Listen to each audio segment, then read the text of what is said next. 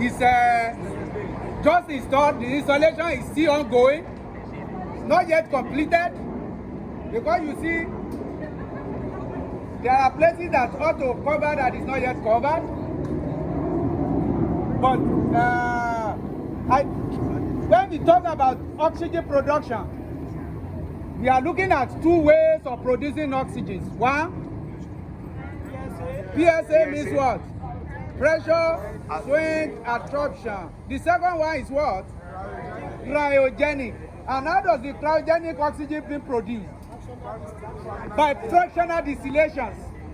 So this air, atmospheric air, will be what? Will be compressed, and they will reduce the temperature to like minus 150 degrees centigrade, and it becomes liquid. Then they can fractional distillate it and separate all the components.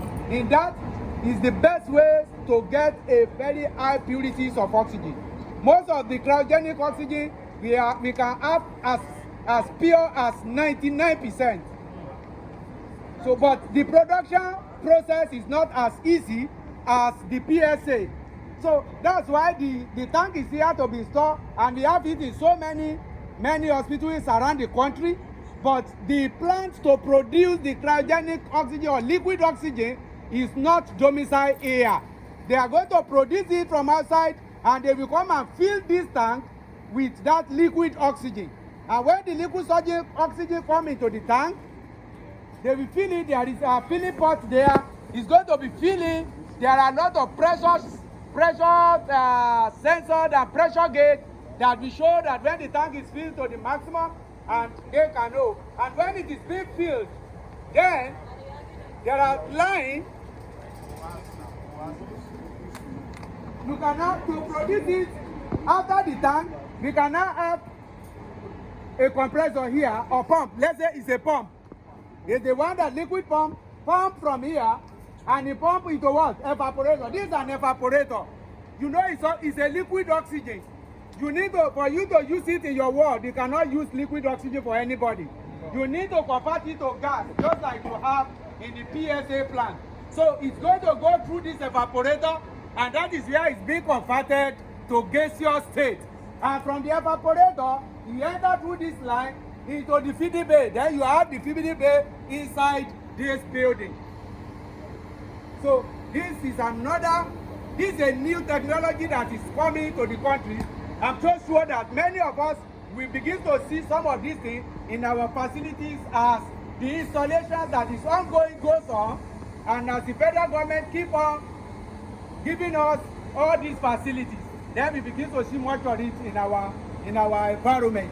So this is, we call this liquid oxygen tank, and they have liquid pump that they pump from here through the evaporator, then take it inside. Then you can also fill it into cylinder right from there. But in some facility, they might feed from here, they can pipe it right to the facility. Depends on what you want to do with this system. But to us here, we have a feeding bay inside that they are going to feed it just like the way they are feeding from the PSA plant. There is also a feeding bay inside this place. So this is the oxygen, liquid oxygen tank.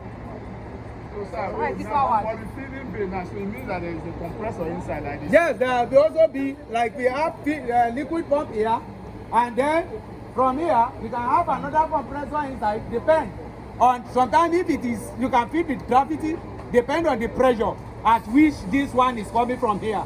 If the pressure here is more than the pressure you want to feed into your cylinder, you might not even need to use the pump again. But here you have the pump.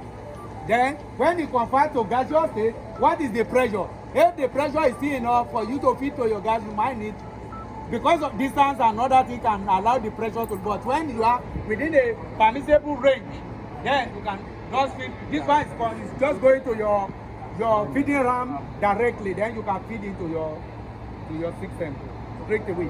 But this is just the system. This evaporator, this liquid oxygen tank. People would have loved to see the feeding ram. Can we see the feeding bay? Power supply. Okay. Hello. This liquid oxygen tank, itself, the tank does not use the tank as it is does not use electricity, but the pump use electricity.